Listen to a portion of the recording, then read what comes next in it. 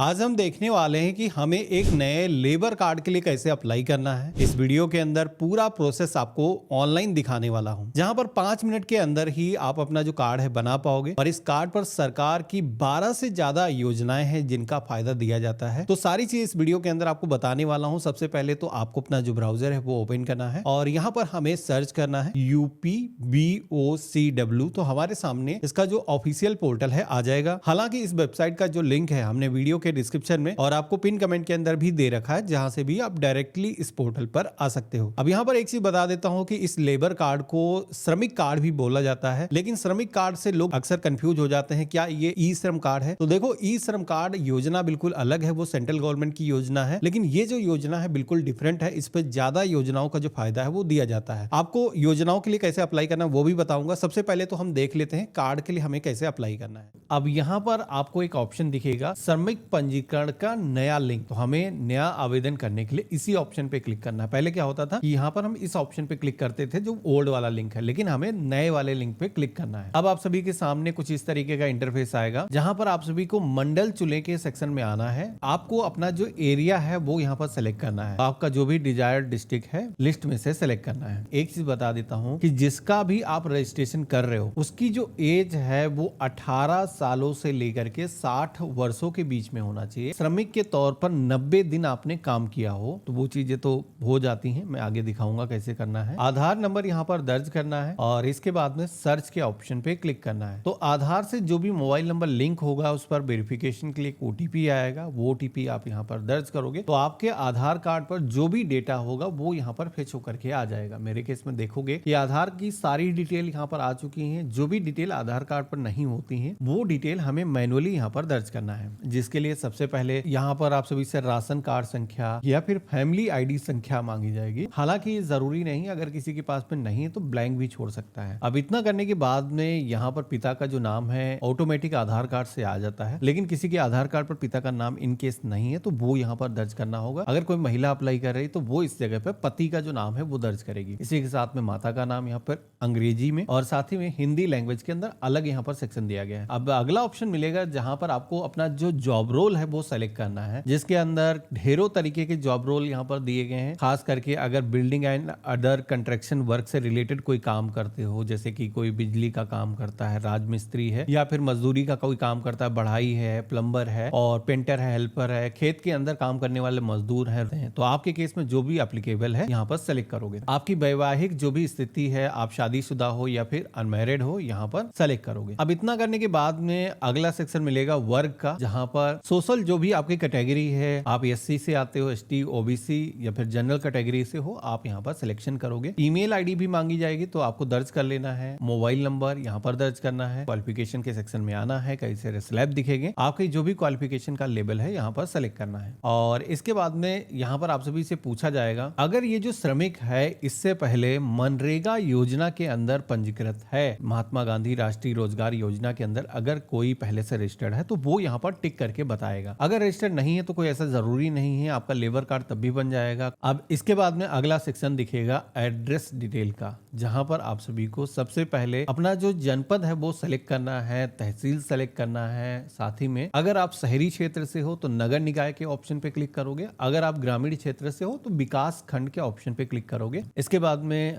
आपको अपने गाँव का नाम यहाँ पर दर्ज करना है, पिन कोड यहाँ पर दर्ज करना है, पोस्ट ऑफिस का नाम यहाँ पर इंटर करना है, थाना जो भी लगता है वो दर्ज करना है और कंप्लीट एड्रेस जो है यहाँ पर गली मोहल्ला और मकान नंबर संख्या के सेक्शन में आकर के दर्ज करना है। अब ये जो पता है हमने यहाँ पर दर्ज किया है ये हमारा होता है वर्तमान पता। अब कई बार क्या होता है कि हम अपन पलायन करते हैं, दूसरी जगह पे जाते हैं काम के सिलसिले में और परमानेंट एड्रेस हमारा कोई दूसरा होता है। तो अगर आपके केस में कुछ ऐसा है, आपका वर्तमान एड्रेस डिफरेंट है और रेगुलर जो एड्रेस है वो डिफरेंट है, तो आप यहाँ पर स्थायी पता के सेक्शन में आकर के कोई दूसरा पता भी अपने गांव वगैरह का दर्ज कर सकते हो। अब मेरे केस में और मोस्टली लोगों के केस में सेम ही रहेगा, तो हम यहाँ पर क्या करेंगे, दोबारा नहीं दर्ज करेंगे, इस ऑप्शन पे टिक कर देंगे। अगर आप टिक करोगे तो ऑटोमेटिक जो एड्रेस ऊपर आपने फिल किया है वही दोबारा से यहाँ पर कॉपी हो जाएगा। अब इसके बाद में अगला सेक्शन मिलता है नॉमिनी का। अब नॉमिनी के सेक्शन के अंदर सबसे पहले तो पूछा जाता है क्या आप विदेश में काम करने के इच्छुक हैं। तो अगर आप इंडिया के बाहर इंटरनेशनल भी वर्क करना चाहते हो लेबर के तौर पर, तो आप यहाँ पर अपनी सहमति दर्ज करा करा सकते हो कि हाँ हम इंटरेस्टेड हैं। ऐसा कोई जरूरी नहीं कि सभी लोगों को करना है। अगर आप नहीं करना चाहते हो तो नहीं के ऑप्शन पे भी टिक कर सकते हो। इसके बाद में आप सभी को नॉमिनी का जो भी नाम है यहाँ पर इंग्लिश में दर्ज करना है। नॉमिनी का नाम हिंदी के अंदर यहाँ पर हो जाएगा और श्रमिक से क्या संबंध है तो हम यहाँ पर अपना जो रिश्ता है वो सेलेक्ट कर लेंगे। ऑप्शन अगला दिखेगा श्रमिक के परिवार के सदस्यों का विवरण का। अब अगर आपका जो राशन कार्ड है बना हुआ है तो राशन कार्ड में जिस तरीके से परिवार के सदस्य जुड़े हुए हैं, यूनिट जुड़े हुए हैं, उसी तरीके से अब आपको यहाँ पर बारी बारी जितने भी परिवार के सदस्य हैं उनके जो नाम है ऐड करना है। अगर राशन कार्ड नहीं बना है तब भी आपको बताना है कि मान लो परिवार के अंदर 2 लोग हैं, पति हो गया, पत्नी हो गए, तो उनको यहाँ पर दर्ज करना है। जैसे कि पति अप्लाई कर रहा है तो पत्नी की इंफॉर्मेशन, साथ ही में अगर बच्चे हैं तो उनकी भी इंफॉर्मेशन दर्ज करना है। अब आपको होगा कि सेक्शन तो एक ही दिख रहा है, तो हाँ यहाँ पर पहले एक व्यक्ति की इंफॉर्मेशन आप दर्ज करोगे। मैं बताता हूँ, यहाँ पर सदस्य का पंजीकरण संख्या मांगा जा रहा है। तो अगर से वो व्यक्ति जो है लेबर के तौर पर पंजीकृत है, उसका सर्टिफिकेट बन चुका है, तो उसका जो पंजीकरण का क्रमांक संख्या है वो दर्ज करेगा। हालांकि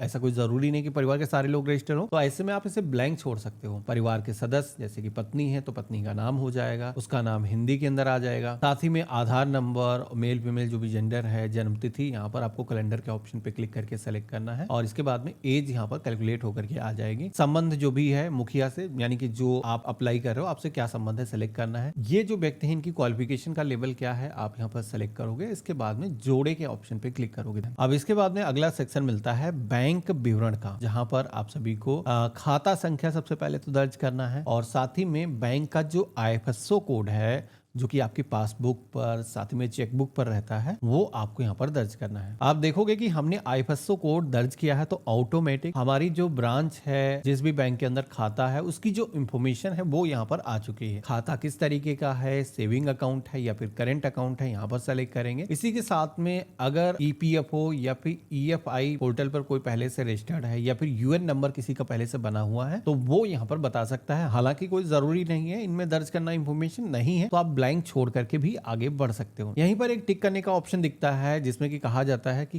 क्या ये जो आवेदक है उत्तर प्रदेश के अलावा भी किसी राज्य के अंदर श्रमिक के तौर पर रजिस्टर्ड है। तो अगर आपको ज्ञात है, पहले से आपने कहीं रजिस्ट्रेशन किया है तो आपको बताना है। अगर नहीं है तो इस पर टिक करने की जरूरत नहीं है। नीचे आप देखोगे कि ऊपर जो भी हमने इंफॉर्मेशन फिल करी थी उसके अकॉर्डिंग एक घोषणा पत्र जो कि पहले मैनुअली आपको फिल करके अपलोड करना पड़ता था, वो आप देखोगे कि इस फॉर्म के अंदर जो भी आपका जॉब रोल आपने सेलेक्ट किया है, आपका नाम पता हो गया, वो सारी चीजें घोषणा पत्र के अंदर पहले से फिल होकर के आ जाती हैं। आपको पेज में नीचे की तरफ आना है। यहाँ पर आप सभी से पूछा जाता है विगत 12 महीने के अंदर आपने कितने नियोजकों के साथ में कार्य किया है। नियोजक मतलब ठेकेदार हो सकता है या फिर मकान का ओनर हो सकता है जिसके साथ में आपने कंस्ट्रक्शन का काम किया है। तो आपको नियोजक के सेक्शन में आकर के इंफॉर्मेशन दर्ज करना है। अगर आपने 3-4 साल लोगों के साथ में काम किया, स्विच किया है, तो आप नंबर दर्ज करोगे तो यहाँ पर उसके अकॉर्डिंग ब्लॉक आ जाए। अब मेरे केस में जैसे कि हमने एक ही नियोजक के साथ में काम किया है तो हम 1 दर्ज करेंगे। तो आप देखोगे कि यहाँ पर एक जो है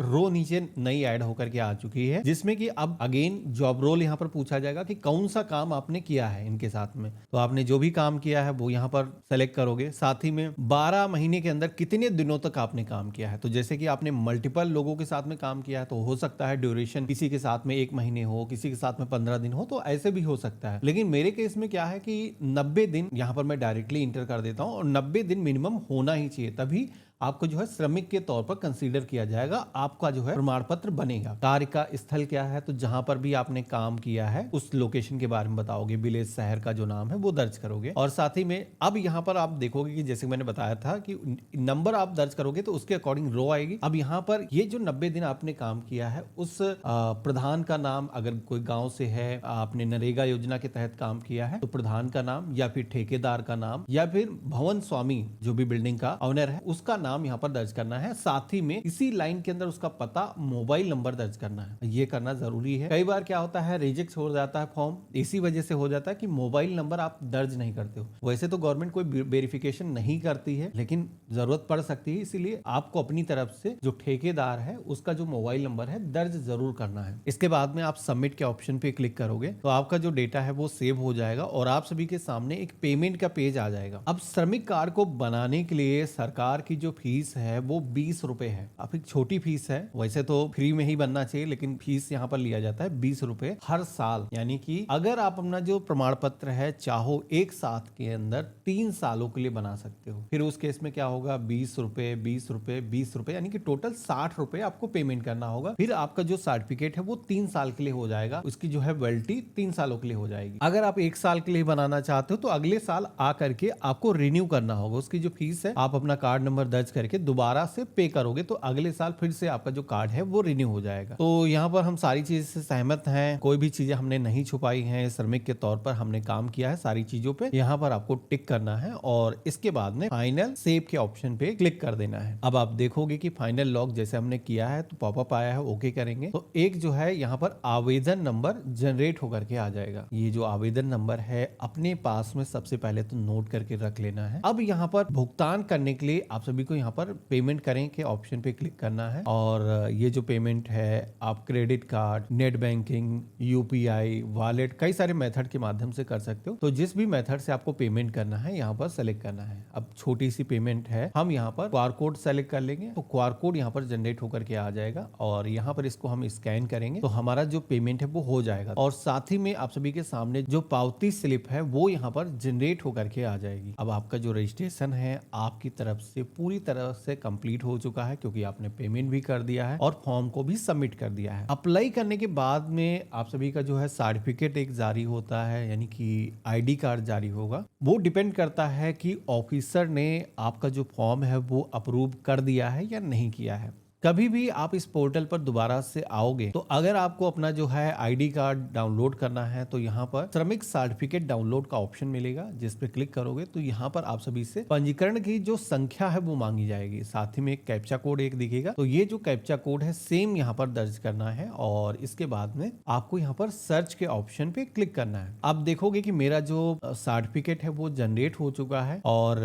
एक OTP सेंड किया गया है ये जो श्रमिक कार्ड है इसको डाउनलोड करने के लिए। तो हम यहाँ पर वो जो OTP है दर्ज करेंगे और जो कि हमारे नंबर पर ही आएगा, प्रमाणित करे के ऑप्शन पे क्लिक करेंगे तो आप देखोगे कि श्रमिक के तौर पर हमारा जो रजिस्ट्रेशन है वो हो करके जो सर्टिफिकेट मिलता है, जो आइडेंटिटी कार्ड जारी किया जाता है वो यहाँ पर हमें मिल चुका है। अब ये जो ID कार्ड है काफी कमाल का होता है। गवर्नमेंट की 16 से ज्यादा योजनाएं हैं जिनके अंदर आप इनरोल करके इस कार्ड के जरिए फायदे ले सकते हो और काफी गवर्नमेंट के रूल रेगुलेशन है जो मदद करते हैं। कहीं पर भी आपका कोई पैसा वैसा मर रहा है तो आप यहाँ पर टोल फ्री नंबर पर बात कर सकते हो, श्रमिक यहाँ पर हेल्प भी ले सकता है। तो यहाँ पर ये जो सर्टिफिकेट है अगर आपके पास में प्रिंटर है तो प्रिंट करके आप इसे अपने पास में रख सकते हो। आप चाहो लेमिनेट करके भी इस्तेमाल कर सकते हो, जब भी आप काम पे जाते हो तो इसे अपने साथ में कैरी कर सकते हो। इसकी जो है वैलिडिटी डेट जैसे कि मैंने बताई थी, तो वैलिडिटी यहाँ पर डेट, एक्सपायरी डेट इस पे मेंशन रहती है। तो जब भी ये जो सर्टिफिकेट है एक्सपायर होगा तो उसके बाद में आपको रिन्यू करना होगा। तो इसी पोर्टल पर आ करके आप अपना जो सर्टिफिकेट है दोबारा से रिन्यूअल भी कर सकते हो। तो देखा आपने, ये रहा कंप्लीट प्रोसेस। इस तरीके से